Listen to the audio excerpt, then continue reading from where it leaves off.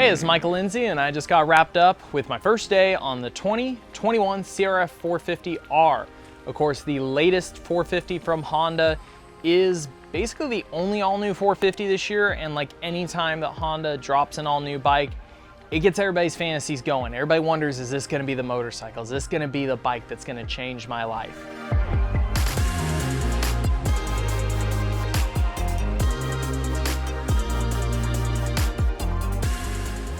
I've been doing these long enough to know no matter how excited we get about the bikes, they don't change your life. Dirt bikes are awesome. They are a huge part of my life, but new bikes don't always change your life. We're a couple days late to the party on this one. Finally got it from Honda. Actually went to a different track than most of the guys did for the intro. They all went to Glen Helen. I got to spend my first day at Cahuilla Creek. Personally, I spent a lot of time there, so it's a decent track for me to throw a leg over. You don't get some of the deep inside ruts at our tracks, but it gives me a good baseline in which to get some chassis balance and just general thoughts on the motorcycle. I'm not gonna spend too much time talking about the technical changes of this bike because I've already beaten it to death like a dead horse. There is a whole video on that where I blab forever. Little link will probably be flown up in here. If not, check down below in the description. You can hear all the tech. I will relate my changes to what has changed on the motorcycle, but we won't list them off. So, everybody's been watching these videos on this bike. It came out a couple days ago. I'm gonna start with what I'm really stoked on that Honda did, and we'll move into what I was questioning or what I think needs to change. Starting off with the good, new chassis. I really like the changes in this area. We are talking about a completely new frame design, swing arm, subframe, everything. That structural chassis is different. Honda's main key point was keep that agile cornering ability, try to get some comfort, try to get some stability. We all know the Honda needs a little bit of that, especially that's why I wanted to try to Cahuilla. With the high speed stuttery chop here, I've been riding some of the team's Hondas there this year, and that's kind of stuff that usually gets that for me. You just have that little bit of high speed chop that the front kind of skips off of. The Honda's got a lot of weight on the front end. It's a little rigid. That's part of why it turns so great, but it causes it to just kind of shake its head sometimes. This new chassis, however, definitely a little bit more comfort there. I feel a lot more front to rear movement in the chassis, not drastically soft like say you get with the Yamaha or even in the KTM realm, but definitely a bit more bump absorption through the chassis, and it kind of keeps it from shaking its head. You just don't feel as much deflection at the front end, which is interesting because they are on a steeper steering head now on that angle, so you can actually feel that little bit of extra weight on the front end, and that's where I was kind of surprised. First couple laps out, I could feel how quickly the bike wanted to turn down, how much it wanted to snap right out of a berm and quick steer. And that's where I was really impressed that we still had some stability added in the chassis. Now talking about that quick turn down on the front, starting with the standard 105, 106 sag that most guys do, and your standard fork height on this bike, which is 5 mil exposed. That's actually what flush would have been on the old fork. Our new fork is 5 millimeters longer. The bike does turn fantastic, but as with most motorcycles for me, I don't need a bike that turns that fast personally. I'm a little bit shorter in the build, got the T-Rex arms, I'm forward on the bike. I got enough weight out there. I don't need a bike that turns down quite that quick, quite that Suzuki realm. So while I really did appreciate what Honda was able to keep there, one of the first things I did is lower the fork out 3 millimeters, even tried running them flush, just to kind of see if I got that weight off the front end, what I thought. And I definitely like that change. I like the extra length in the fork. I think that area they've left you is really reasonable and going to be usable for most guys on high-speed tracks, material that's softer where you just don't need as much weight on the front end. Moving into the rest of the chassis, it's a lot narrower. I say a lot narrower, it feels good between the legs. It's got a very nice contour, the entire new bodywork design they did. I love the grip throughout it. I love the size of the spars. Not that the old Honda was big by any means, but jumping on this, you sit on it, the ergos, the rider triangle all matches that usual Honda. You notice a little bit flatter E-profile, but you notice how skinny it feels between the legs, right in that general riding area. I think another big part to this is going back to the single exhaust. The duals kind of had the side plates popped out quite a bit earlier, although it was even on each side. You could definitely feel how wide the bike got as you slip back. The taper design they did on the single exhaust and being able to shrink the left side plate back in definitely feels a little more consistent as you move about the motorcycle. So for me, that was a huge part of making this bike flickable, throw around, is just how easy it was to control while standing and how consistent my grip was with my legs.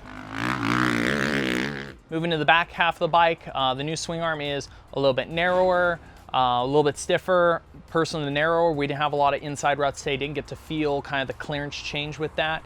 but definitely really good feedback through the rider as you rear swing the bike around, which a key of this track, you sweep a lot of the corners, you can cut out of them early. I did like the feedback from the rear end. You could feel just a little bit more precision at the rear tire. For me, overall, the chassis is the biggest positive change to this motorcycle.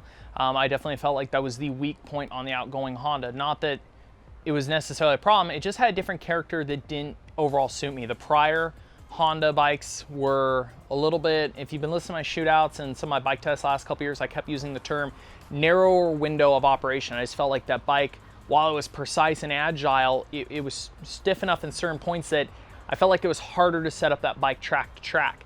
And initially with this chassis, I feel like that window's been opened up a little bit. I felt like there was just a little bit broader range of feel and control to the motorcycle I didn't have on that prior generation bike. So for me, overall, the chassis is definitely a thumbs up. Moving on to the suspension. Now we have a chassis that's more comfortable. What does that mean for the suspension side? Where the prior Honda has struggled is, once again, with that stiffer, more precise chassis, is getting the chassis balance to be maintained. The old bike teeter-totters a lot. Moving into this new bike, a little bit easier on the setup. I definitely am still chasing the settings a little bit because right off the bat, they've gone to a softer shock spring rate. And to me, that was a little bit of a miss for the balance of the motorcycle. You still got a 5.0 rate in the front, which they've had for a few years now. They went to a 5.4 in the rear. And you just feel like the rear wants to wallow around a little bit more now. It just doesn't quite match what's going on at the front end. This is a similar problem I talk about with the Kawasaki, albeit the exact opposite, where the rear is too stiff and it overpowers the front.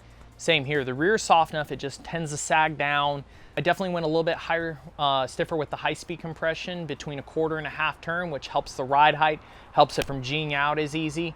Went about 4 clicks stiffer on low-speed compression to also assist it through corner roll, through acceleration bumps. But the one thing I really struggled with the rear spring just not being strong enough is rebound. I wanted to speed up the rebound to try to keep it from squatting and packing so much, but I started to lose too much comfort when I sped up that rebound. I'd start to get some rear end deflection, so I kind of kept the shock deader than I would normally like, so it would track really well, but I lost some of that comfort. As you accelerate across acceleration bumps, especially on uphills when you're just leaned back into the bike, you could, after a while, start to feel that energy up into the rear of your body and up the back. As it starts to squat down, you start feeling it a little bit more than you'd like. But overall, it was manageable. It's something I want to play with a little bit more. And one of my first kind of thoughts and recommendations is that the bike is a little misbalanced spring rate wise. Up at the front of the bike, the initial comfort's better. Like I said, key is really chattery, and there's 2 specific sections I can think of. On the old bike, I kind of struggle.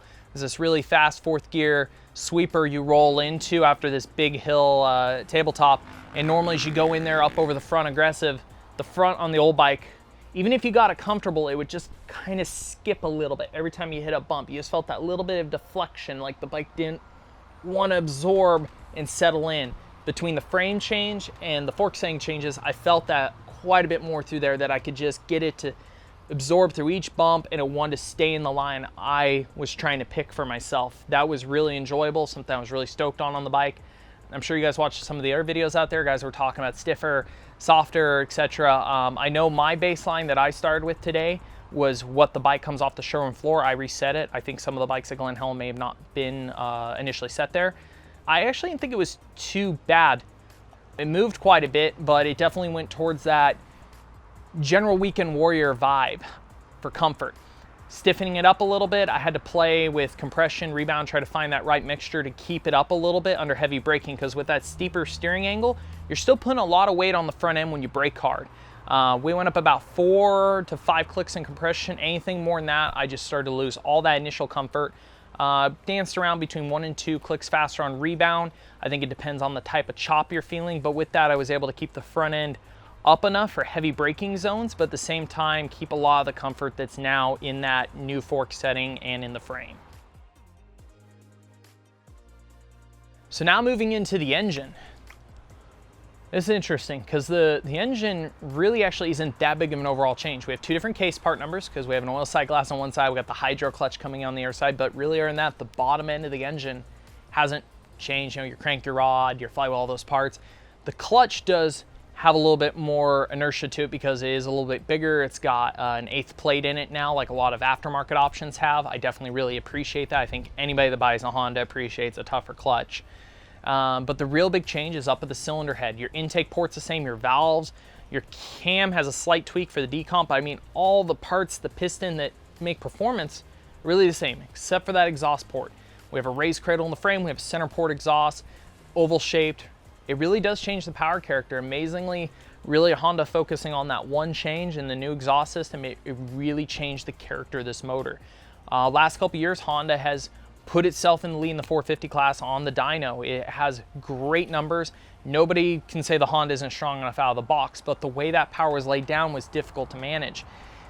Had a good torque feel, but that older motor, basically your 20 and prior one, would just come on really hard in the mid-range. So as you start to taper off the bottom 4,000 or 5,000 RPM going into 6, it had, dare I say, a 2-stroke power band. You felt a peak in RPM, or a point where the RPM would start to peak and jump up quicker, and the bike would kind of get away from you. So for me on the old bike, I was running Map 2, the mellow one, trying to play with the torque control to try to control that moment. Whether it was mapping different exhausts, it would change where that was a little bit, same with gearing, but it never quite went away, and it made that bike really interesting to manage because of that middle RPM jump. Going into the new bike, it's very KTM Husqvarna-ish. It's very broad. It's very linear. It doesn't produce a lot of excitement, but it's tractable. It helps you go quicker. I'm really stoked that they kind of eliminated that spike in the mid-range. It's there. It's just, you just feel that power continue to build, continue to build. It makes it really easy to manage, to feel like you're riding the 450 harder because you're just able to turn the throttle and let it start to climb through the power range without getting away from you. Now the negative isn't really from the engine itself, but from the electronic side. The mapping just feels sloppy. It does feel like that a step was missed towards the end of development or something. I know we've gone really spoiled with good EFI last couple years. I'm trying to remember, you know, if the first EFI or bike or two quite garbled like this and was kind of dirty off the bottom. Trying to flash back, I don't know if they were, but it definitely feels like we're back to the initial era of EFI now. The bike, as you're rolling through the pits and you kind of give it those little blips as you're rolling along, it just kind of stutters and even almost wants to flame out in the first map. You get out on track. Once again, Kihia being more of a flowing track, as long as you're on throttle pretty constantly, you don't really get a bog or anything, but you feel it surge a little bit, especially at lower throttle positions in the middle of a corner. You can feel it surging in the power range a little bit. Now, if you do a roll lap and I come up to the face of a double and give it that blip, blip, snap to seat mount something, the bike cuts out a little bit. It stutters and kind of loses its gain. And you kind of lean up over the front end when it kicks going off the lip because it just kind of noses over. Usually I don't like map 3 on the Hondas. That's a really aggressive power map. It is the leanest, and it's the only way I could get this bike to really be rideable throughout the day. Map 3 cleans up that initial garble quite a bit. It's still not as connected as I'd like. There's still, when you're just playing around and rolling it on just in small motions, you still feel it kind of stutter and not run as clean as it should. But still the same thing as if you roll around and you blip it and smack it on hard enough, it will cut a little bit. Map 3 made it manageable. It would happen a little bit here and there during a lap, but it wasn't anything that I couldn't get around, where on map 1, at times I was definitely frustrated with the motorcycle. For me, the final mapping place I ended up for the day was map 3 for your ECU setting, and then they also have the torque control system. I went to the first setting on that just to kind of control that RPM build that was there for map 3. I definitely like map 3 on your low to mid position because it made the bike a lot more enjoyable, more towards the connection that it should have out of the box. But ultimately, like most lean maps, it signs off a little more up top than I'd like. Last big talking point, Honda has a hydraulic clutch. There's been a lot of people waiting a long time for this. Some that maybe don't need it. I'm personally on that list. I'm not somebody that needs a hydraulic clutch. I don't use the clutch a lot on a motorcycle. I don't burn through them. Hydros have never been something I've put on my necessary list because I like the long engagement, the consistent feel of a cable, the ability to modulate. I feel like the hydros are typically a little more on-off. I was swayed a bit more towards them when Cowie came out with their Nissan unit about 2 years ago now. I thought they actually did a really good job getting more of a cable-like feel. And then whatever Honda did with this unit, testing it with Nissan, and also the jump to the 8-plate clutch, I thought they did a fantastic job. No fade, really good long engagement, feel really consistent, something that's easy to load on start, to just pull out of a corner and drag and modulate on that power. Definitely a little bit of a converter for me. I'm still not a guy that's going to tell you up and down I need a hydro, but I think these guys knocked out of the park on that this year. Going into the finale, there are people watching this that have their deposits on this bike. They're going to get it in the next week or two. You're wondering, was the money worth it? The guys that are on the 20, should I upgrade? The guys on a different brand, do I need to switch? I said it at the beginning. Every time these new bikes come out, we want it to be everything and more, our wildest dreams. All the dirt bikes out there are really good these days. Every year, everybody makes minor steps in the right direction. Every time we come into a new generation of motorcycle, the character of the bike changes. A lot of time, the character of the bike is an improvement, but sometimes there's those misses on the first year you hear. And I know with Honda, everybody gets really excited. It's always the most sought after 450 when they drop a new one. And I will say, what I think of this bike is, it is a step in the right direction. I think that their engine character, their chassis character, suspension character, all that was the right decisions. But at the end of the day, I just feel like the project almost got cut short, you know? It feels like right at the end, they just missed those final few finishing touches on cleaning it up and getting ready to present it. So like for me, mapping isn't too big of a deal going into 2020, 2021. There's a lot of great guys at it. I'm going to take us over to Chad XPR. We're going to play with stock ECU, see if the vortexes work. Those are easy fixes because the Bauer band, the actual character of the engine itself, I like the change. I just need to clean it up. I think it's really easy to move this power around with gearing. I just need to be more crisp and connected. The suspension, it's a little bit misbalanced. It's easy to get spring rates, bump up that rear if you're in that target 175, 180 above zone. If you're where I usually am when we do these tests down like 150, 160, I would drop the fork spring rate maybe on one side and start to tune it from there. I think because of the wider window of operation, that it's gonna be easier to settle in these suspension settings. But at the end of the day, yeah, look, it's the new toy. People are gonna want it. But if you're gonna ask me right now, is it the best buy on the showroom floor? Is it gonna be the bike I'm gonna take straight to the track and love? I don't think it is this year. I think it's gonna put a smile on people's faces. I think it's gonna get some good reviews. I think it's gonna do pretty well in shootouts, but I don't think it's the best thing to roll off the showroom floor if you're gonna go straight to the track and you wanna fall in love.